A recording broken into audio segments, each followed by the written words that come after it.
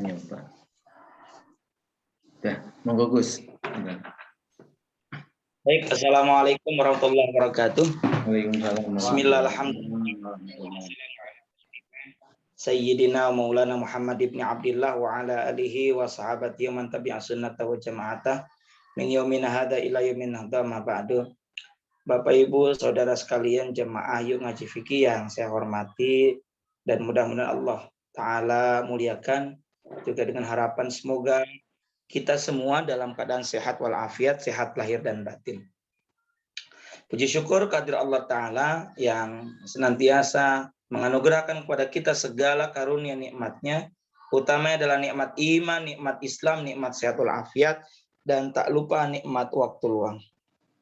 Salawat beriring salamnya semoga senantiasa tercurahkan kepada Rasulullah Muhammad Sallallahu Alaihi Wasallam, juga teruntuk keluarga beliau, para sahabat beliau, para tabi'in, tabi'ut tabi'in, atba'ut tabi'in, hingga kita sekalian semoga termasuk dalam jajaran umatnya dan semoga mendapatkan syafaatul uzma dari beliau di yaumil akhir nanti. Amin ya Allah ya rabbal alamin. Bapak Ibu, saudara sekalian, untuk menambah khidmat dan barokah pengajian ini, kita awali dengan baca surat Al-Fatihah. Ala hadhihi niyyah wa ala kulli niyyatin salihah wa ila hadratin nabiyil mustafa Muhammadir Rasulillah sallallahu alaihi wasallam wa ala alihi wa sahbihi dzurriyyati wa ahli baiti liman dakhala fi baitil kiram syai'u lillahi lahum al-Fatihah. A'udzu billahi minasy syaithanir rajim. Bismillahirrahmanirrahim. Alhamdulillahi rabbil alamin. Ar-Rahmanir Rahim. Maliki yaumiddin. Iyyaka na'budu wa iyyaka nasta'in. Ihdinas siratal mustaqim. Siratal ladzina an'amta 'alaihim ghairil maghdubi 'alaihim waladdallin. Amin. Bapak Ibu sekalian, saya yakin kehadiran kita bersama di sini di forum secara virtual ini bukan sekedar menggugurkan kewajiban, tapi memang ada satu hal yang sangat penting untuk kita kaji. Apalagi ini berbicara tentang tata cara sholat, tata cara peribadatan. Kita sangat butuh sekali untuk sesuatu yang rutin kita kerjakan saja, kadangkala ada kurang dan salahnya. Bahkan sebagai prolog dan pembuka pengajian atau diskusi ini pula, saya pun sering menyaksikan beberapa hal yang tentu tidak sesuai dengan syariat. Seperti yang sering saya singgung, misalnya bagaimana orang sujud syukur tidak sesuai dengan aturan. Mereka hanya modal ekspresi syukur saja, kemudian sujud sebagai bentuk selebrasi. Itu hal yang sederhana. Atau orang masih belum tahu di waktu mana yang mereka itu tidak diperkenankan untuk sholat sunnah, gitu ya. Nah, berbicara hal ini dan kemudian berdasar pada hal ini pula mengaji kitab yang di dalamnya dibahas tentang ibadah, utamanya toharo, sholat, itu menjadi sesuatu yang penting. Ya, karenanya malam Selasa ini menjadi sebuah pertemuan yang sangat penting bagi kita, dan meskipun tidak semua bisa hadir, setidaknya dengan rekaman yang telah disimpan oleh Kang Tri sebagai admin, operator, semoga ini menjadi dokumentasi kita di masa depan untuk bisa kita buka kembali. Baik, Bapak Ibu saudara sekalian, kita masuk ke dalam bahasan tentang sholat. Ya. Saya dikirimi oleh Kang Tris, di grup juga ada ya. Ini ada yang sudah berharokat tapi belum diterjemahkan. Ada di halaman 7. Saya senang ini melihatnya karena fontnya enak dibaca. Bismillahirrahmanirrahim. Kitabus Sholati. Ini bahasan tentang sholat. As-sholatul mafrudatu, sholat ya, yang dipardukan itu khamsun, ada 5. Mulanya ada 50 waktu. Kemudian baginda Rasulullah Muhammad SAW ketika Isra Mi'raj dari beliau Isra Mi'raj itu Isra diperjalankan dari Masjidil Haram ke Masjidil Aqsa, kemudian Mi'raj dari Masjidil Aqsa langit 1, dunia 2, 3, 4, 5, 6, 7, kemudian ke Sidratul Muntaha, ke Rabbul Arash, dan sampai di situ Untuk apa? Bertemu Allah, mendapatkan perintah sholat. Nah, 50 kemudian menjadi 5 waktu. Dan meski demikian, 5 waktu itu setara dengan 50 waktu. Karena dalil umumnya sama dengan manja bil hasanati falahu asyru amsalih. Barang siapa yang melakukan satu kebaikan, maka baginya 10 kali lipat. Jadi kalau dalam agama kita, pahala kebaikan itu minimal 10. Sehingga kalau kita 5 waktu, ya nominal pahalanya setara dengan itu, bahkan lebih. Ya. Khamsun, ada 5. Az-zuhru, yang pertama adalah zuhur. Wa awal waktiha, dan awal waktu daripada zuhur adalah zawalus syamsi, tergelincirnya matahari. Ketika kita berdiri, lalu matahari persis di atas kita, sehingga tidak ada bayangannya, itu belum masuk waktu. Kalau kata orang Sunda, tangari atau tengange, atau apa, tengari bolong dan sebagainya. Nah, itu ketika kita tidak ada bayangannya. Lalu ketika matahari ke arah barat, lalu ada bayangan, itu yang disebut dengan zawal. Itulah awal dari datangnya waktu zuhur. Ya. Sebenarnya sholat yang kali pertama dikerjakan oleh Nabi ya ini, zuhur. Makanya kenapa awal yang diurutkan ini adalah waktu sholat zuhur. Karena subuh belum. Ya, belum ada bagaimana prakteknya gitu. Ya. Wa akhiruhu, dan akhir daripada salat zuhur adalah idza sara jika menjadi dhillu kulli syai'in, bayangan tiap satu perkara mitla itu sama dengan ukuran aslinya. Ketika kita berdiri, ukuran saya ini 150. Lalu matahari ini ada sebelah barat dan bayangan ada sebelah timur. Ketika bayangannya panjang itu sama dengan ukuran asli, maka itu adalah akhir daripada waktu sholat zuhur. Secara bahasa zuhur itu nampak jelas. Karena memang jelas terang oleh matahari. Gitu ya.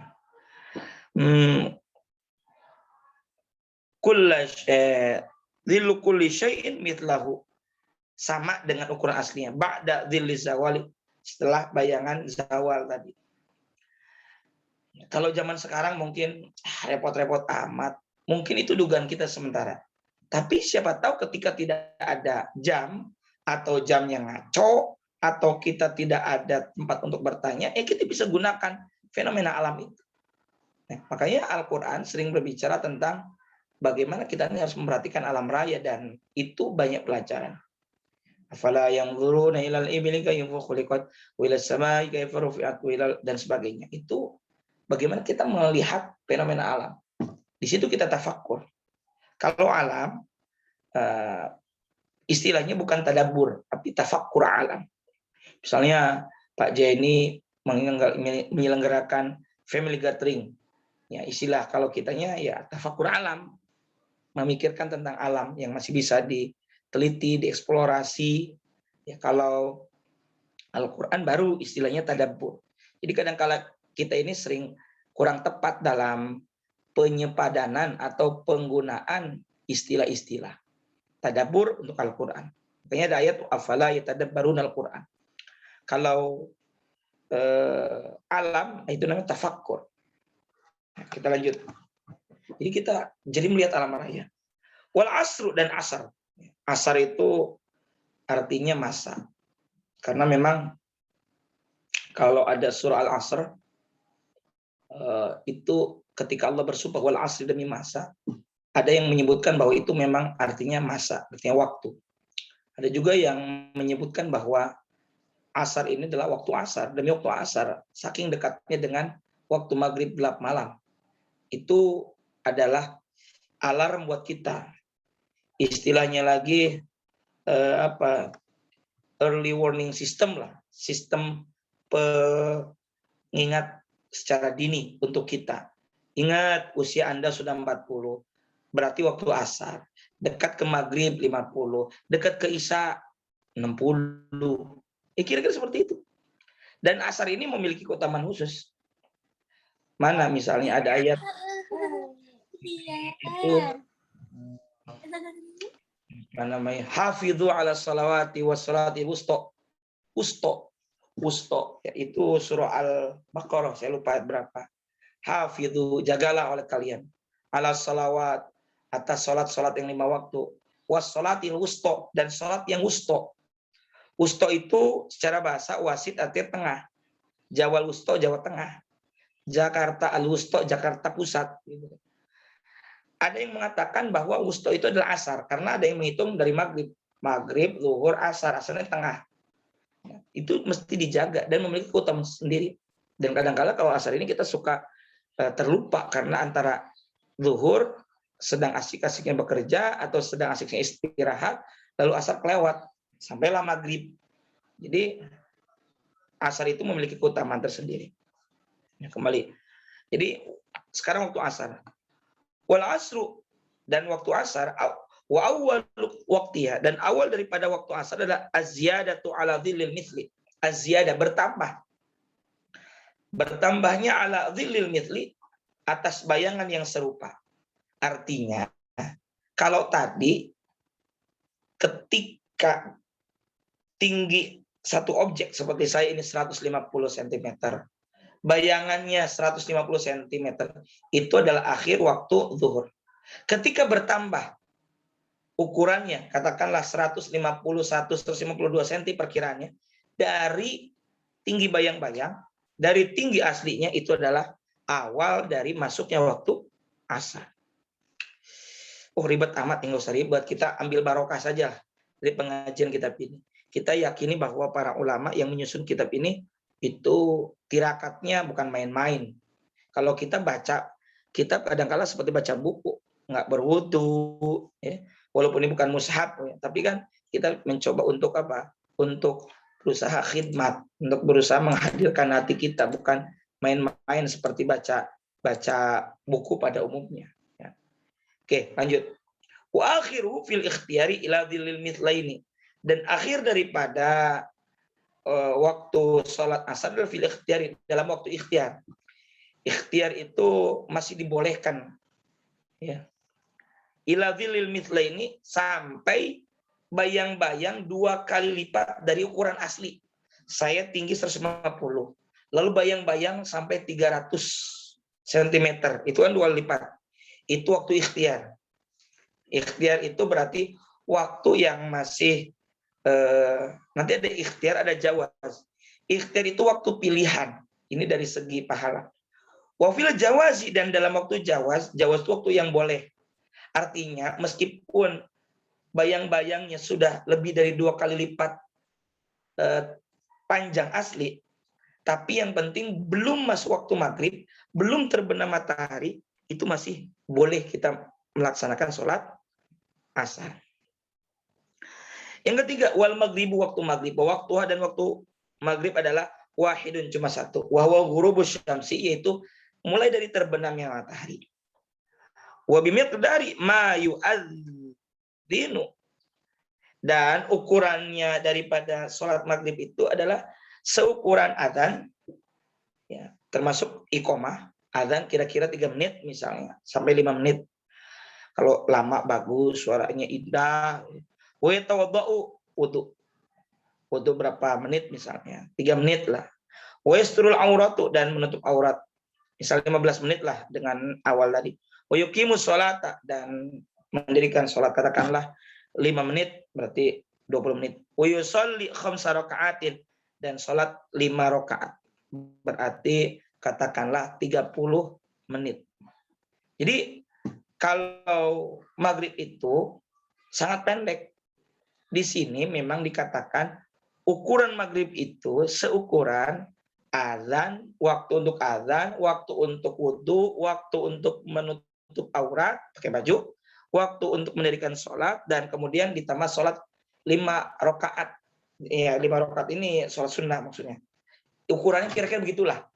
Nggak nyampe 1 jam kalau gitu. Ya, tapi waktu bolehnya adalah yang penting nanti sampai tibanya waktu isya. Itu sebab nanti ada waktu isya secara khususnya. Ini waktu adanya hilangnya atau sirnanya mega yang merah. Wal isya'u, dan waktu isya.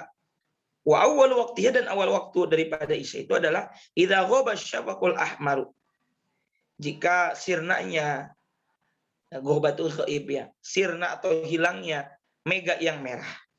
Mega merah hilang ya akhir waktu maghrib dan masuk waktu isya. Wa akhiruhu fil ikhtiyari, dan akhir daripada waktu sholat isya adalah fil ikhtiyari, dalam waktu ikhtiar.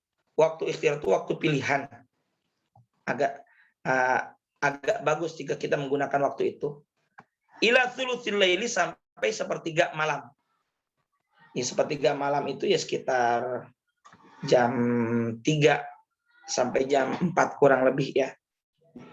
Wafil jawazi, dan pada waktu bolehnya waktu isya itu sampai kapan sih? Ila tulu'il fajri, sampai terbitnya fajar. Artinya sekarang ini subuh jam berapa? Misalnya jam 4.45. Ya, sebelum terbit fajar itu masih boleh sholat isya dan masih ada waktu sholat isya. Tapi kalau sudah terbit fajar itu akhir, sudah selesai waktu isyanya. Kemudian wafil jawazi ila tulil fajri asani, gitu. Sebab ada fajar awal, fajar sani. Fajar awal itu namanya fajar kadzib. Fajar sani itu fajar sodik. Mana dan apa bedanya fajar kadzib dan fajar sodik? Begini, kalau fajar kadzib itu seperti 1 jam lagi menjelang subuh, terang, tapi surup lagi, redup lagi, seakan-akan itu fajar padahal bukan. Nah, tapi kalau fajar sodik itu ketika fajar menyingsing, ada terang, cahaya, terus nanti sampai menjelang terbitnya matahari. Dan biasanya kalau di Masjidil Haram dan di kawasan Haramain itu ada 2 kali.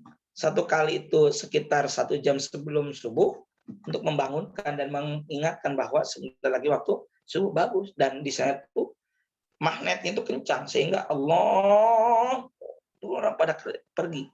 Ya. Yang belum pernah haji dan umrah moga dilancarkan, dimudahkan ya. Nanti waktu normal nanti rezeki ada berangkat lah ya. Sebab kalau sekarang haji hitungan 60 juta dan kita nggak bisa langsung dari Indonesia ke sana. Kita harus transit dulu di satu negara yang negara itu ditengarai sedikit kasusnya dan kita harus isolasi di sana.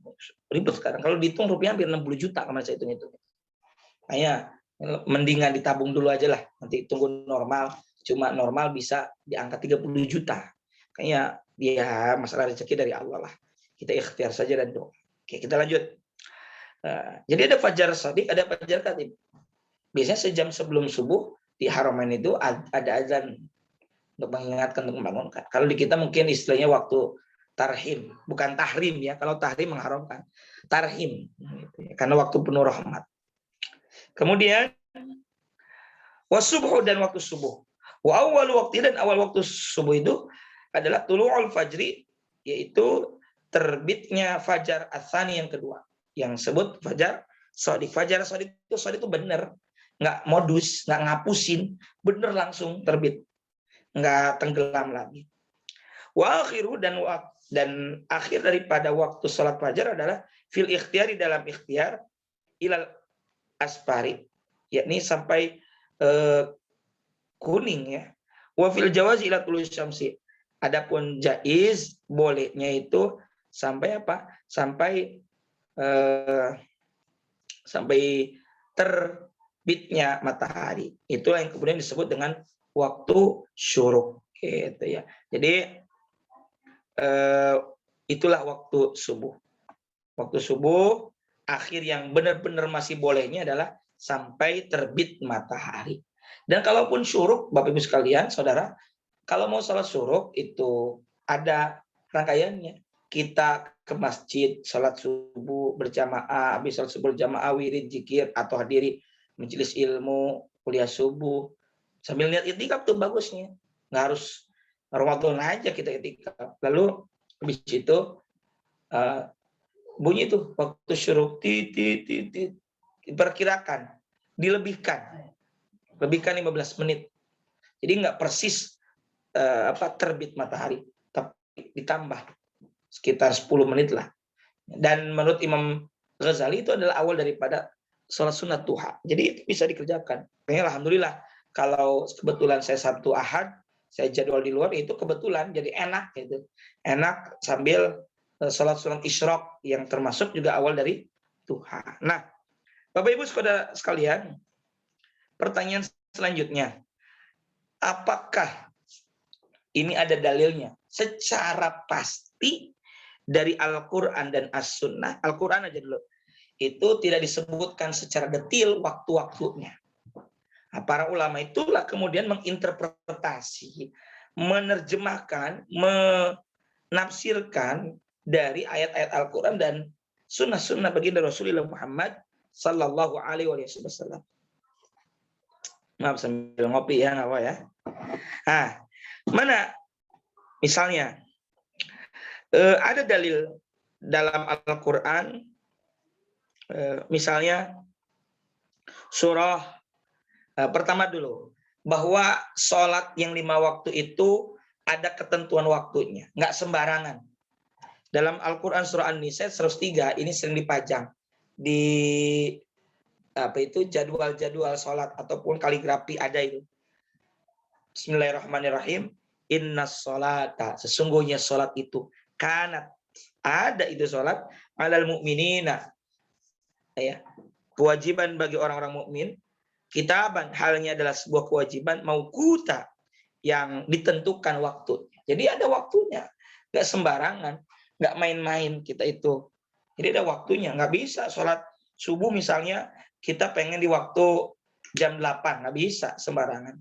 Atau misalnya saking orang pinternya dengan akal, logika, dia bilang subuh itu harusnya energik, tenaganya masih bagus, masih fresh.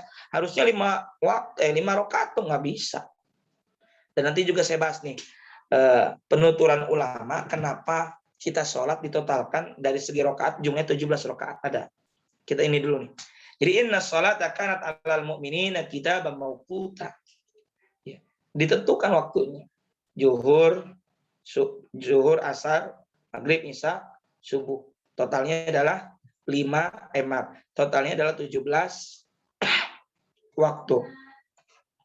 Jadi waktunya jelas, ada 17 waktu. Gitu. Dan kemudian, sekarang baru pas nih waktunya. Dan kemudian kenapa 17 rakaat ditotalkan? Gitu ya.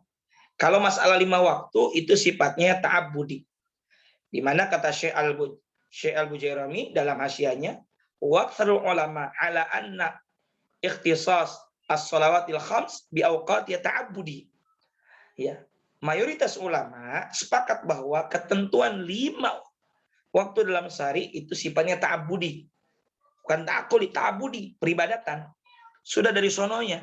Yang mana tidak perlu lagi dicari kenapa-kenapanya atau alasan rasionalitasnya. Jangan. Karena ini adalah bukan bagian dari nalar, bukan. Ya. Yang bisa kita cari adalah hikmah. Hikmah. Apa hikmah dibalik 17 rakaat ataupun 5 waktu? Itu. Nah, menurut sebagian ulama ahli hikmah, ini saya kutipkan dari kitab Hasyiah Al-Bujairami. Saya sampaikan saja langsung terjemahannya supaya enak langsung. Di mana menurut sebagian ulama ahli hikmah, di balik ketentuan 5 waktu ini ada kaitannya dengan siklus kehidupan. Ya, kehidupan kita manusia. Sebab kelahiran manusia yang diawali oleh kesempurnaan Sang Pencipta, yakni Allah Ta'ala, di mana dalam proses penciptaannya sempurna. Laqad khalaqnal insana fi ahsani taqwim. Ya. Di mana kita bagaimana sewaktu dalam perut ibu, seperti halnya waktu matahari terbit yang diawali dengan adanya fajar shadiq, waktu salat subuh. Kemudian itu satu. Jadi masa mengandung itu, ibu kita mengandung kita itu adalah gambaran daripada waktu sholat subuh. Lalu ada lagi ketika lahir. Di mana ketika lahir ada pertumbuhan kita. Masa pertumbuhannya diibaratkan matahari yang mulai meninggi. Dan dewasanya ibarat dengan waktu istiwa, awal waktu sholat zuhur tadi. Ya. Sedangkan ketika kita umur 30-50, itu diibaratkan matahari yang condong ke ufuk barat. Ini adalah akhir waktu sholat zuhur. Dilanjutkan lagi kemudian masa tuanya. Ini saya yakin belum ada yang 50 ya. Ketika matahari ini 30, kita nih usia 30-50 itu diibaratkan matahari yang condong ke ufuk barat. Ini akhir waktu sholat zuhur. Lanjut masa usia tua yang diibaratkan matahari yang hampir terbenam, asar hampir habis. Matahari. Jadi matahari. Lalu matinya seseorang ibarat matahari yang terbenam waktu sholat maghrib. Dan hancurnya tubuh manusia di dalam di dalam tanah itu seperti hilangnya mega merah di ufuk barat yang merupakan waktu sholat isya. Nah, lalu apa hikmah 17 rakaat? Ini para ulama juga menuturkan. Di antara hikmahnya adalah karena 17 waktu tersebut berguna untuk mengkifarati, menghapuskan dosa kita selama 17 jam kita terjaga. Contoh, kita lihat buktinya. Rata-rata kita tidur misal jam 10. Ya, 11, 12, kita bangunlah. Rata-rata kita bangun dulu dari jam paling pagi jam 4 misalnya. 5, 6, 7, 8, 9, 10, 11, 12, 13, 14, 15, 16, 17, 18, 19, 20, 21. 17 jam. Jika kita tidur jam 9, bangun jam 4. Kalau tidur jam 9 berarti 10, 11, 12, 13, 14, 15, 16, 7 jam kita tidur. Tuh, ya. Nah, jadi luar biasa. Kalau kita teliti dan telusuri, kita tafakuri hikmahnya. Oh, kenapa kita sholat 17 rakaat? Itu kata para ulama diantaranya. Karena kita ini punya dosa.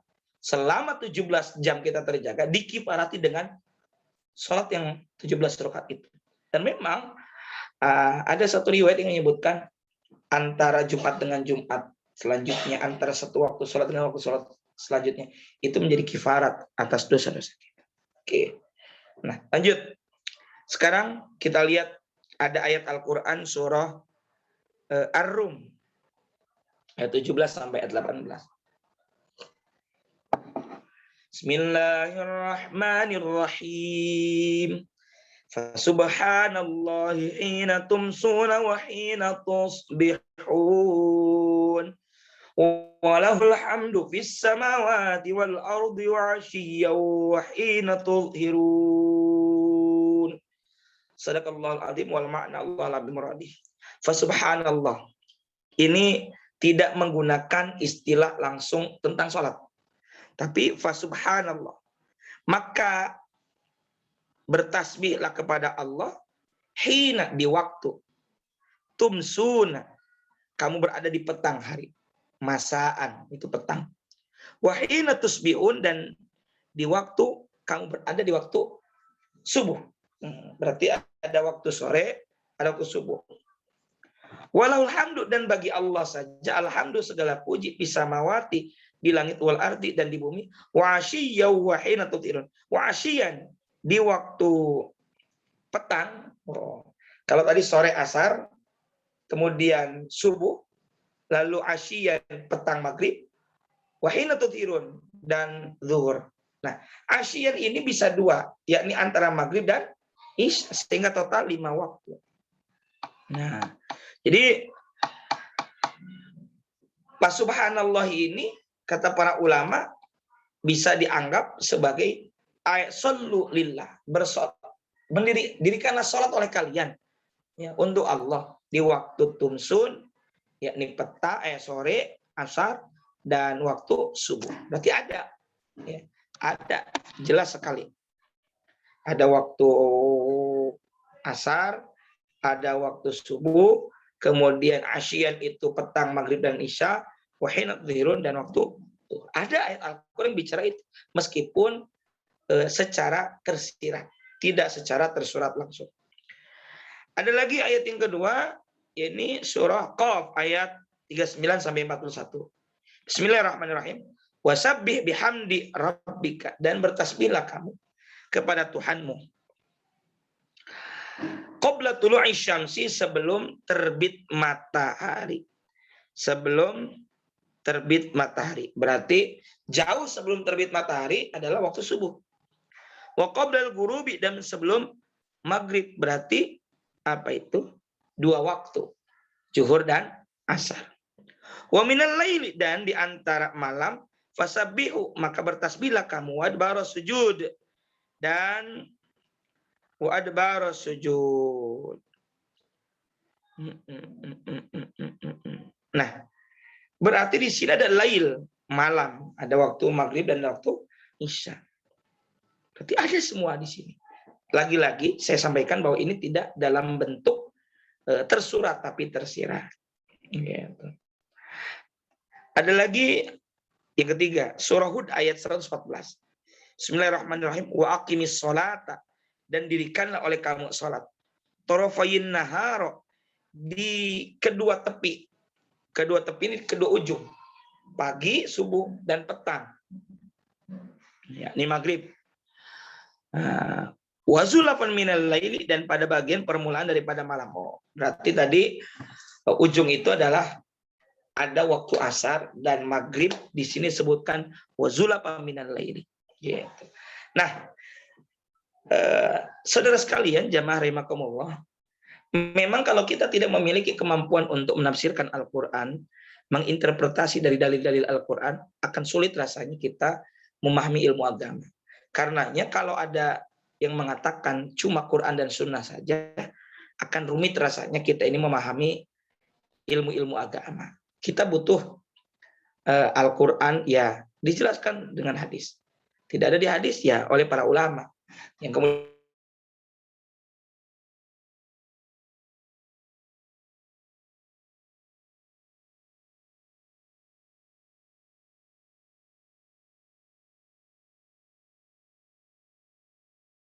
kata saya mengikuti Al-Quran dan As-Sunnah. Lalu situ penjenengan Anda bisa tahu Bismillahirrahmanirrahim artinya dengan menyebut nama Allah yang Maha Pengasih dan Maha Penyayang. Itu dari mana? Dari terjemah. Terjemah siapa yang menerjemahkan? Kalau bukan para ulama. Maka substansinya kita mengaji kitab ini selain tentunya untuk memahami praktek ibadah, kita juga untuk melanjutkan estafet keilmuan daripada para ulama. Kenapa? Hari ini kita agak sulit untuk untuk bisa meneruskan estafet kepemimpinan keilmuan. Hari ini banyak sekali guru-guru, hari ini banyak sekali para ulama yang eksis dan banyak dibantu dengan ada di media. Tapi sayangnya generasi muda kita tidak semuanya bisa memanfaatkan itu semua. Padahal untuk mengaji di masa kini, dewasa ini sangat mudah sekali. Ya. Apalagi dengan adanya media seperti ini. Oke. Bapak Ibu sekalian, sebagai penutup sebelum saya persilakan untuk bertanya satu sama lain, ya, saya ingin menyampaikan bahwa bahasan kita baru waktu sholat. Waktu sholat ini sebenarnya untuk menjadikan setiap waktu yang kita miliki atau yang Allah berikan itu barokah, diisi dengan kebaikan-kebaikan. Sehingga bahkan kalau kita berbicara tentang kebersihan tangan, alhamdulillah hampir rata-rata kurang dari 5 jam kita sudah berwudu lagi. Dan itu pun ada kebarokahan. Serta ada efek, ada asar, ada bekas dari sholat yang telah kita lakukan. Jangan sampai kita mengatakan baru beres sholat zuhur, aduh, udah asar lagi. Jangan begitu. Justru kita merasakan harusnya saling bersambut, saling berkaitan antara satu waktu dengan waktu selanjutnya. Sehingga waktu-waktu yang kita miliki senantiasa barokah, penuh kebaikan. Sekian, wallahu a'lam bishawab. Wallahul muwaffiq lakum lit-thoriq. Assalamualaikum warahmatullahi wabarakatuh. Selanjutnya kami persilakan Kang Tris untuk memandu diskusi sambil ngobrol lah.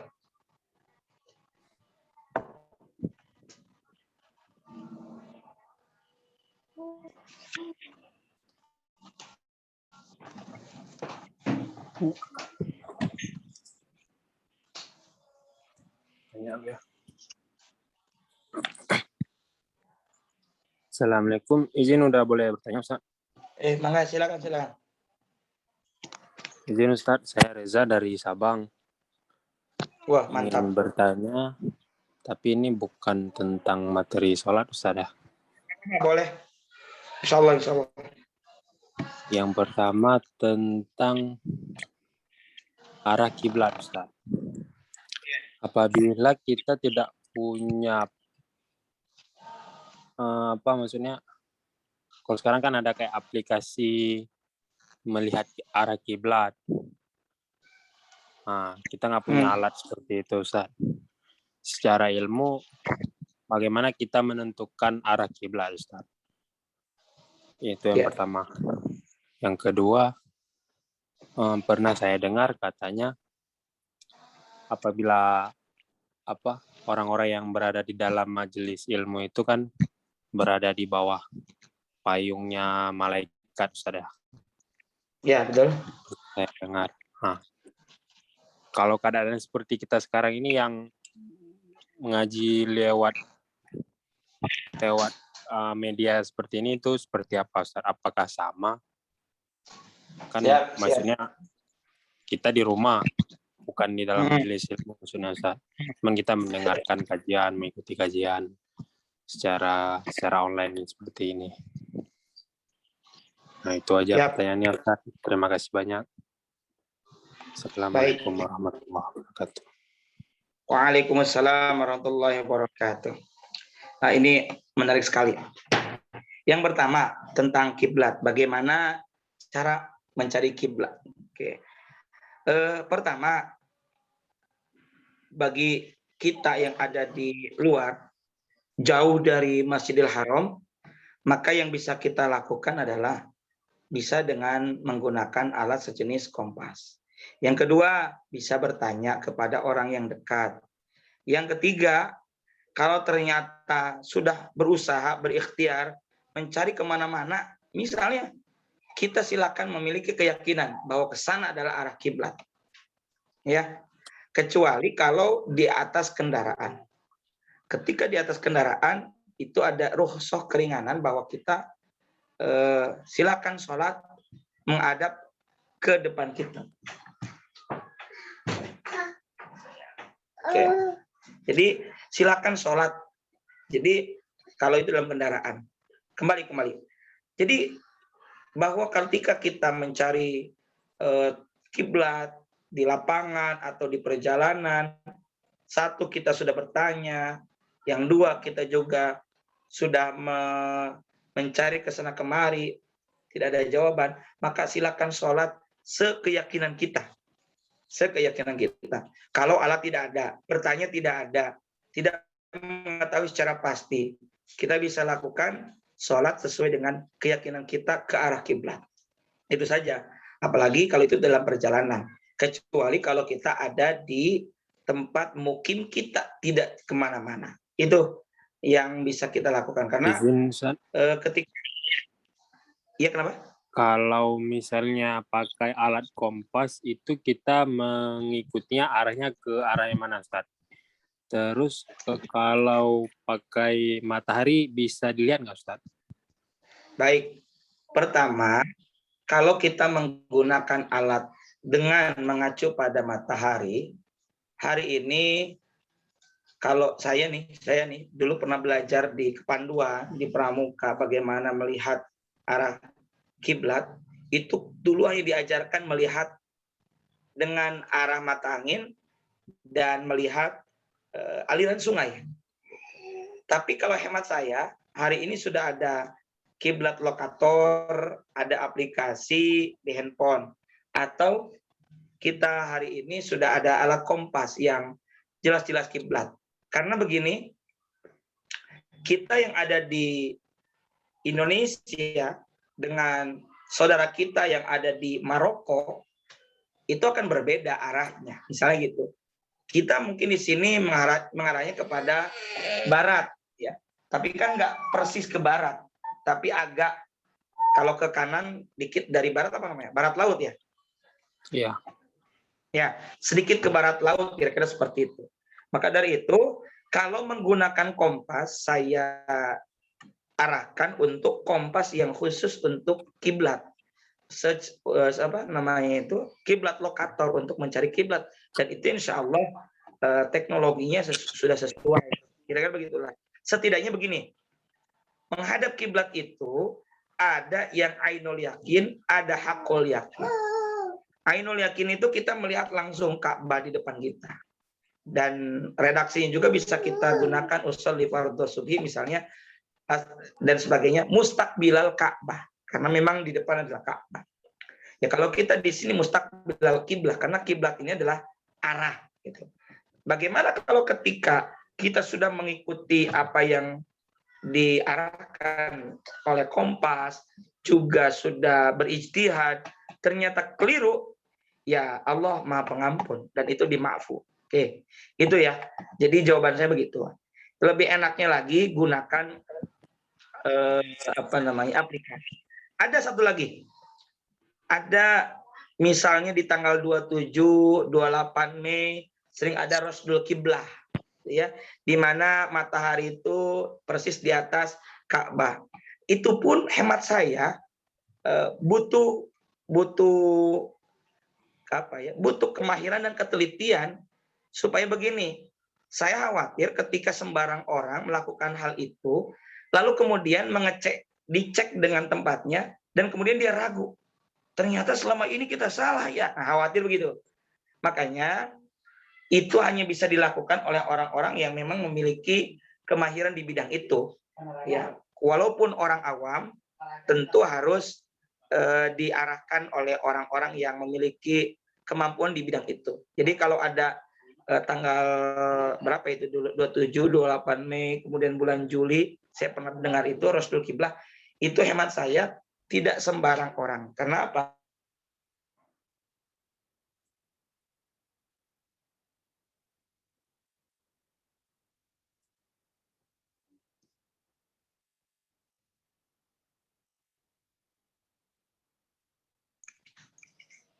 Halo?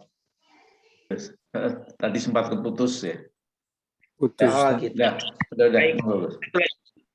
Satu lagi tentang apa tadi? Tentang ini majelis ilmu. Majelis. Baik. Hadisnya begini. Hadisnya bahwa orang yang menghadiri majelis ilmu bahwa dia itu akan mendapatkan naungan daripada min ajnihati malaikat, dari sayapnya malaikat, ya. Tapi itu bukan selalu berarti hadir secara fisik, gitu ya. Ketika di masa pandemi seperti saat ini sedang uzur, lalu kita bisa hadirnya seperti ini, apakah juga bisa disebut majelis ilmu? Bisa. Jawaban saya bisa. Ya, karena apa? Ini ada ikhtiarnya, ada effortnya, ada niatnya, jelas. Dan kedua, dan yang paling penting lagi, ada udzur syar'i bahwa kita tidak bisa hadir secara langsung. Sehingga kalau ditanya apakah dapat keberkahannya, ya, berkah itu apa sih? Ziyadatul khair, tambah nilai kebaikan. Gitu. Bahkan ada hadis sahih yang jelas-jelas sahih dalam Sahih Muslim, la yaqudu qaumun, tidaklah duduk sekumpulan orang di mana yadhkurunallaha ta'ala. Oke lah, hari ini kita tidak berkumpul secara fisik, tapi kita berkumpul secara daring. Illa hafathumul malaikat, melainkan malaikat akan mengitari. Wa ghasyatumur rahmah, dan akan dicucuri dengan rahmat, kasih sayang Allah. Wa nazala alaihimus sakinah, dan turun rasa tentram. Wa dzakarahumullahu fi man indah, dan Allah akan menyebut-nyebut, membanggakan orang yang hadir itu fiman indah, di dekat makhluk yang ada di sekitaran Allah. Artinya kalau ditanya apakah dengan begini kita mendapatkan rahmat, insya Allah gitu. Dan hadis yang di awal tadi dikonfirmasi pun itu adalah bagian dari keutamaannya gitu ya. Jadi kalau ditanya apakah akan mendapatkan keutamaan itu? Ya.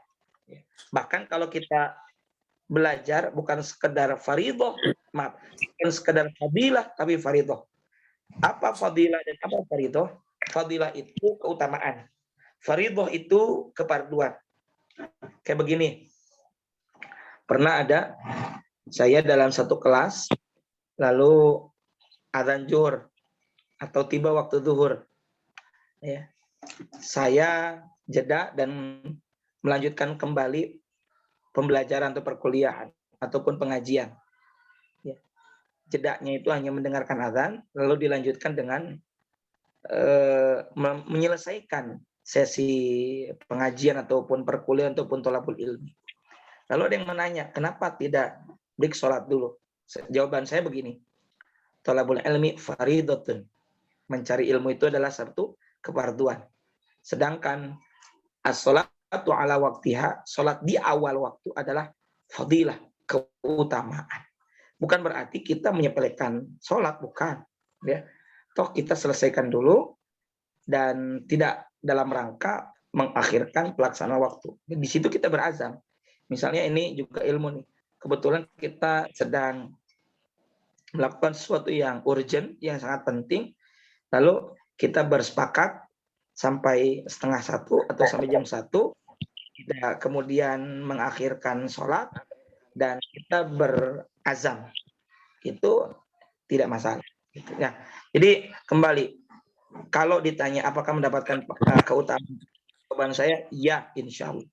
Begitu. Baik, terima kasih Ustadz. Ya.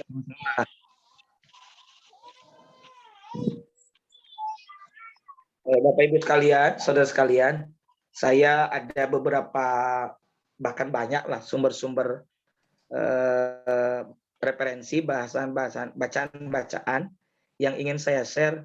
Apakah nanti cukup di WA ataukah ada di Telegram? Karena bagi saya di masa pandemi saat ini, alhamdulillah sepertinya banyak waktu dan kita bisa gunakan untuk banyak membaca. Dari situ kita memiliki wawasan yang luas. Ya. Jadi harus digali lagi literasinya, budaya membacanya. Karena apa? Para ulama kita dulu itu bukan sekedar menyajikan dalam bentuk kitab-kitab, tapi diawali dengan senang membaca dan bermudzakarah diskusi. Saya sangat senang ketika ada yang bertanya diskusi supaya kita ini kembali teringat dengan ilmu-ilmu yang pernah disampaikan. Kalau tidak ada pertanyaan lagi, Kang Dris, Sementara boleh. Pak Jenny, barangkali ada Pak Jenny? Ngomong. Pak Jenny, ngopi Pak Jenny. Mangga. Assalamualaikum warahmatullahi wabarakatuh. Waalaikumsalam.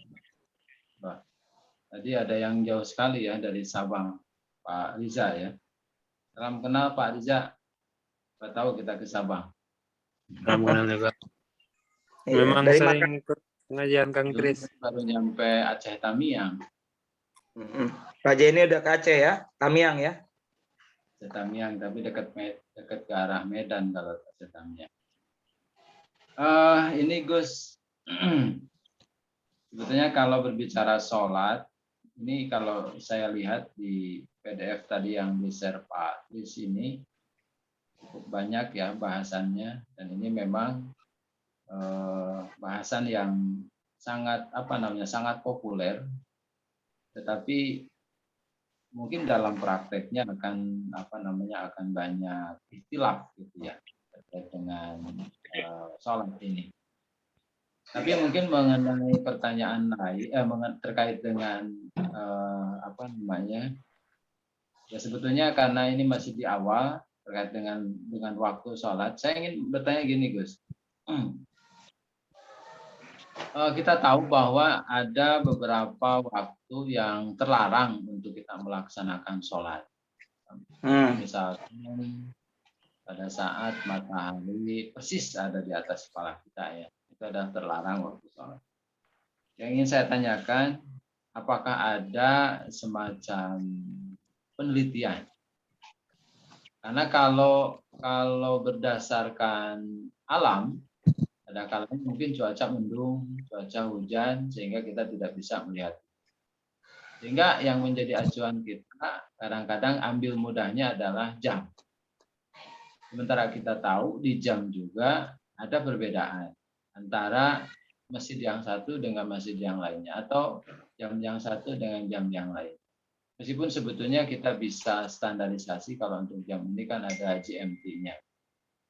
Nah, pertanyaan saya gini, katakanlah misalkan tadi waktu zuhur ini setelah tergelincirnya matahari ya, gitu ya. Nah, kira-kira berapa menit atau berapa menit gitu ya, dari mulai tergelincir sampai dengan waktu zuhur. Saya khawatirnya, kenapa ini saya pertanyakan? Saya khawatirnya jangan-jangan kita sholat pada saat matahari memang sedang di atas kepala kita. Nah itu, karena acuan kita jam, sehingga di masjid kita mengumandangkan azan dengan waktu yang salah.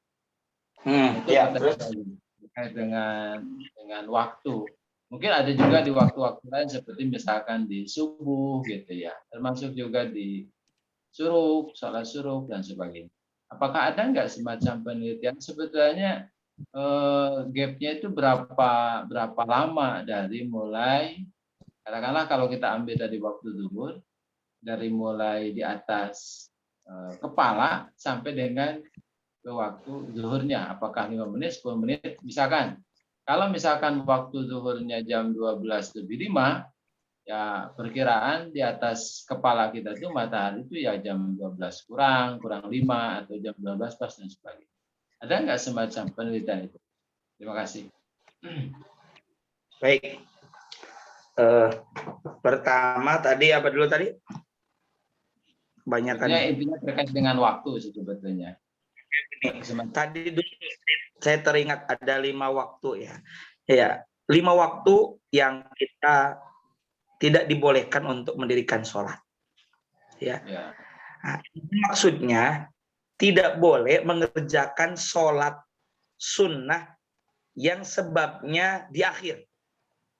Sekali lagi, kita tidak dibolehkan mendirikan sholat sunnah, bukan sholat fardu. Tidak dibolehkan mendirikan sholat sunnah yang sebabnya di akhir. Kalau sebabnya di awal, beda lagi. Mana sebabnya di awal? Contoh, kita masuk masjid, kebetulan ada di salah satu dari 5 waktu itu. Lantas kita sholat sunat tahiyatul masjid, boleh atau tidak? Jawabannya adalah boleh, karena ada sebab. Nah, beda lagi dengan sholat sunat hajat. Sholat sunat hajat itu kan sebabnya nanti di akhir. Kita sholat sunat hajat karena ada kebutuhan. Kebutuhan kapan? Nanti. Maka itulah yang tidak diperkenankan mendirikan sholat di waktu-waktu tersebut. Gitu ya. Mana saja? Pertama adalah ketika terbitnya matahari. Waktu haram.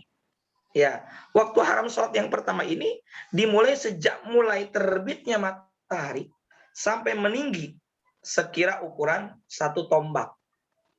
Nah, dalam rentang waktu ini kita tidak dibolehkan melakukan sholat sunnah yang tadi. Namun bila posisi tinggi matahari sudah mencapai 1 tombak, qadra rumhin, maka sah melakukan sholat secara mutlak, sholat apapun. Lalu bagaimana kalau subuh kesiangan? Fasolli idza dzakara. Maka sholatlah apabila ia mengingat. Artinya apa? Kalau sholat subuh itu kan fardu, bukan sholat sunnah. Gitu. Oke. Yang kedua, jadi jangan dulu nunggu entar. Sholat subuh kerjain ketika itu juga. Karena ini sholatnya sholat fardu. Yang kedua, ketika waktu istiwa sampai dengan tergelincir matahari selain pada hari Jumat. Tadi yang kata Pak Jaini, kita ini kan ngacuin ke jam, bisa jadi kita sholat ketika matahari tengah-tengah, itu istiwa namanya. Itu haram. Sampai matahari kemudian bergeser ke sebelah barat dan ada sedikit bayangan dan itu sudah masuk waktu zuhur. Nah, kalau baru tengah hari nggak boleh kecuali 1 itu di hari Jumat. Jadi kalau kita ke masjid kebetulan baru setengah 12, ya itu kan belum di tengah-tengah tuh, itu masih bisa sholat sunat duha, itu masih bisa kira-kira setengah jam sebelum zuhur lah. Dan nanti saya jelaskan waktu sholat duha itu terbagi-bagi. Nah, kemudian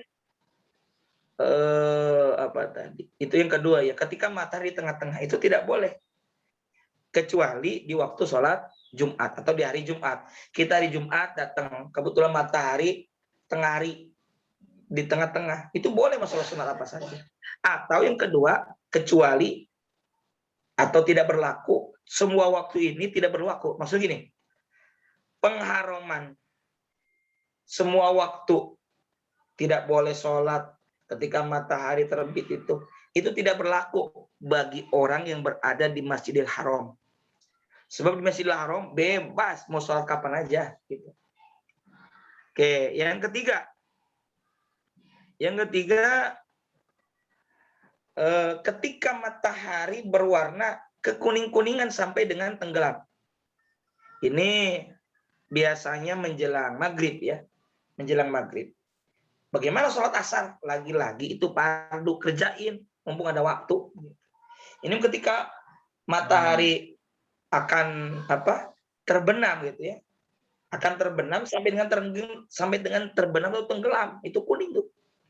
Nah, itu tidak diperkenankan, kecuali tadi saya bilang sholat sunat tahiyatul masjid, itu beda lagi. Yang keempat, setelah melakukan sholat subuh sampai dengan terbitnya matahari, itu tidak boleh. Makanya tidak ada sholat sunnah ba'diyah subuh. Tapi kalau lagi-lagi kalau dia kebetulan bangun kemudian dia qadha, dia isya belum, dia sholat subuh lalu sholat isya, qadhaan bukan adaan, berarti kan utang, boleh nggak? Boleh, karena itu fardu qadhaan. Itu. Dan yang kelima, kita tidak diperkenankan sholat itu, sholat sunnah maksudnya adalah setelah melakukan sholat asar sampai dengan tenggelamnya matahari. Makanya tidak ada ba'diyah asar.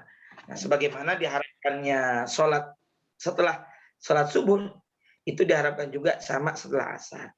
Itu. Nah, kemudian prinsipnya untuk sholat fardu sih sebetulnya kalau memang kondisinya uzur syar'i itu diperbolehkan ya, boleh gitu. Yang sholat sunat yang sebabnya di akhir, sebab di akhir entar sebabnya sholat sunat istikharah, sholat sunat hajat, itu kan sholat sunat mutlak. Sebenarnya kan sholat sunat mutlak. Gitu. Nah, kadang terus terang saja kalau saya sering ragu pada saat sholat sunat suruh. Kadang-kadang misalkan yang subuh, ini kita ada yang menyampaikan hitungan terbit matahari itu kita melihat waktu maghrib. Jadi kalau maghribnya misalkan jam 6.05, jam 6:10, ya berarti terbitnya mataharinya juga jam 6:10. Nah, kita tinggal berhitung gitu ya. Nah, katakanlah misalkan 6:10. Apakah 6:15, 6:20 itu masih kategori syuruk dan sampai mana batasan waktu syuruk? Nah, kadang-kadang agak bingung di situ. Ya, baik. Terkait sholat isyraq. Ini pelaksanaan isyraq ini mulai dari terbitnya matahari dengan ketinggian 1 tombak. Makanya para ulama seperti Imam Ghazali menyebutkan ini adalah awal daripada waktu sholat sunat duha. Hanya saja beda rangkaiannya. Maaf, jangan ngecas. Hanya saja beda.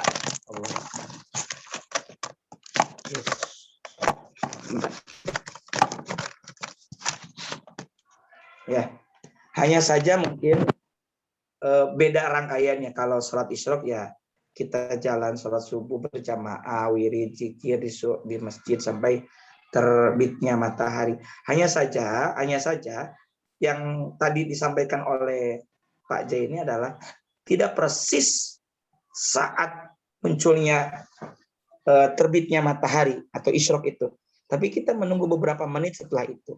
Jadi ketika benar-benar meninggi, tidak langsung untuk mendirikan sholat sunat isyrok. Ya perkiraannya tadi 10 menit sampai 15 menit. 10 menit sudah aman. Gitu ya. Jadi nggak langsung ketika isyrok. Makanya coba tolong dicek di masjid, di jam digital masjid yang pengingat waktu sholat, itu coba dicek. Apakah isyrok ini sudah ditambahkan atau belum? Khawatirnya orang ketika dengar alarm sholat isyrok, mereka langsung sholat. Gitu. Hemat saya dicek. Jadi hemat saya pula ditambahkan 10 menit dari waktu aslinya terbit matahari. Gitu. Itu Kang Tris. Gitu Pak Jenny. Ya. Makasih gitu. Ya.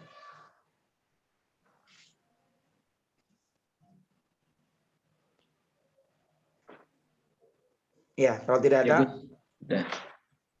doa, astagfirullahaladzim ya maulana ya ma'bud ya karim ya Allah ya mujib as-sailin. Amin ya Allah ya rabbal alamin. Bismillahirrahmanirrahim. Alhamdulillahirabbil alamin. Allahumma shalli ala sayyidina Muhammad wa ala alihi ajma'in. Allahumma ighfir lana dhunubana wa li walidina warhamna warhamhum kama rabbuna shighara. Li jami'al muslimin wal mu'minin mu'minat allahi minhum wal amwat. Allahumma a'in ala dzikrika wa syukrika wa ibadatik. Rabbana zalamna anfusana illam taghfir lana tarhamna lanakunanna minal khasirin. La ilaha illa anta subhanaka inni kuntu minadh dhalimin. Allahumma rabbana anfa'na bima 'allamtana, rabbi 'allimna alladhi yanfa'una, rabbi faqihna faqih lana wa qarabatil lana fi dinina. Ma'adil qadri wa tawakkal rasulullahi ni'mal wakil wa la haula wa la quwwata illa billahi al-'aliyyil 'azim. Sallallahu ala sayyidina Muhammad wa ala alihi wasallam. Subhana rabbika rabbil 'izzati 'amma yasifun, salamun alal mursalin, alhamdulillahi rabbil alamin. Allahumma waffiq lakum bitarik. Assalamualaikum warahmatullahi wabarakatuh. Waalaikumsalam warahmatullahi wabarakatuh. Terima kasih Gus. Terima kasih Bapak-bapak, Ibu-ibu yang sudah bergabung malam ini. Terima kasih Gus. Ya, tunon Pak. Ya. Terima kasih Pak Tris. Sami-sami. Bapak semuanya. Bapak. Ya. Insya Allah ketemu lagi di minggu depan. Amin.